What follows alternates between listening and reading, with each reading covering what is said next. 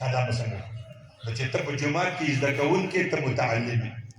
او چې کور ته لاړ شي بیا بل چا ته وایي بیا عالم وي ځکه علما یکون عالم او متعلم ځکه په حدیث کې راځي بلغوا عني ولو آیه دا خبره یاده کړې ده دا نه چې ته فلسفي خلکو ته وایه فلسفي به ته خپله نشي زده کولی مسواک به څنګه کوي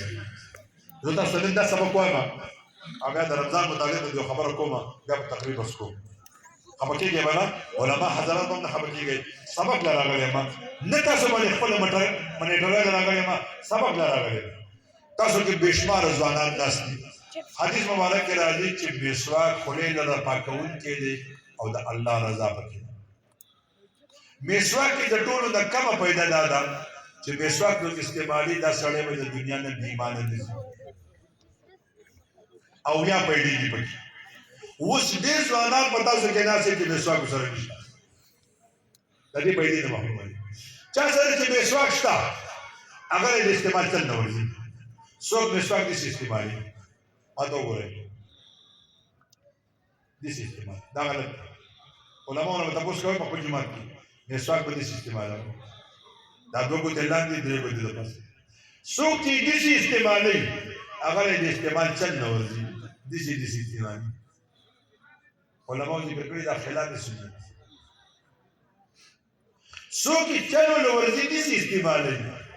خو ډېر لیکه پړه ملا طبقه تبلیغیان طبقه مسواک لونکي بس جیب کې کېږي په سنت مسواک نه وکړو حاضرونو دې ته سنت نشي مسواک استعمالول څنګه به کوئ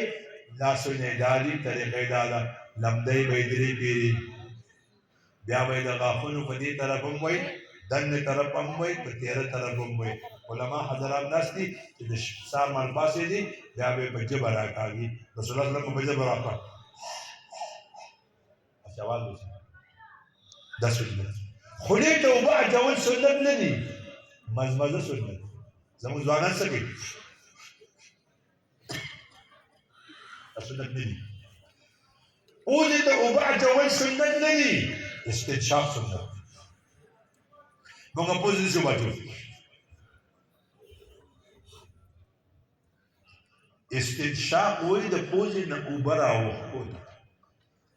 د دواړو جهانو سردار مبارک فرمایي په دې ځای کې شیطان خپل کور جوړوي او تم فکر ته کوي تا د غفلت په خوب ته زما ورونو زما په دې خبره باندې یوه هفته عمل وکړئ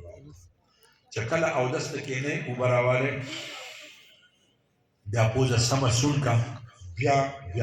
یوه هفته دا کار وکړه ستا دماغ برش نه شو زه جرم درکوم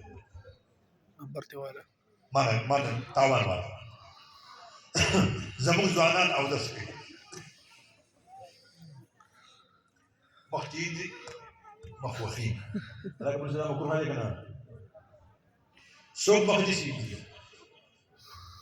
د دې غاړې کې اوبه ده خو تا خدای جنتي که اوبه راواله او داسې وکړه ډېر باباګان دي چې دا د ګیرې دا ځای کې وچ پاتې کېږي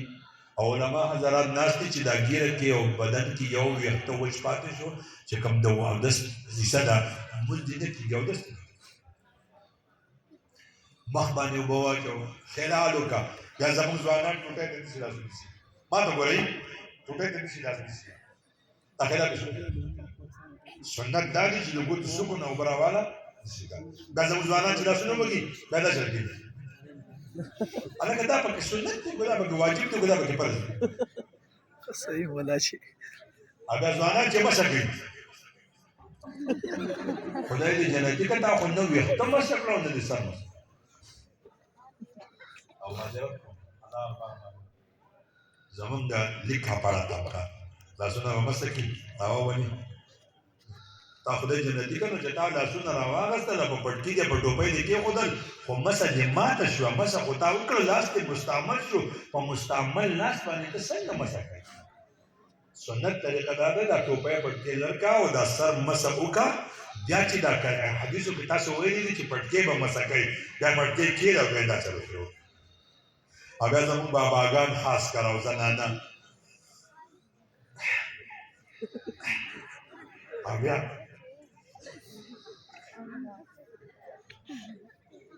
اوس زه نه پوهېږم چې دې ملانو کې دا کوم یو ملا داسې ویلي داسې به وکړي یو ملا وایي ما نه دي ویلي دا ځای په کوم ځای کې دی چې ته به خلال کوې دا ځای وپېژنه دا ځای وپېژنه لکه ته کښېنه نو چې ته کله کښېنې خیر دی خیر دی دا مسله همه ده خیر دی خدای تا خوشحاله کړي خیر دی ستا هم کار دی خو نیم کار دی دا لاسونه دا مذهبه کې به کوم ځای کې راغلي دا اودس به زده کوئ که نه به زده کوئ دا علم فرض دی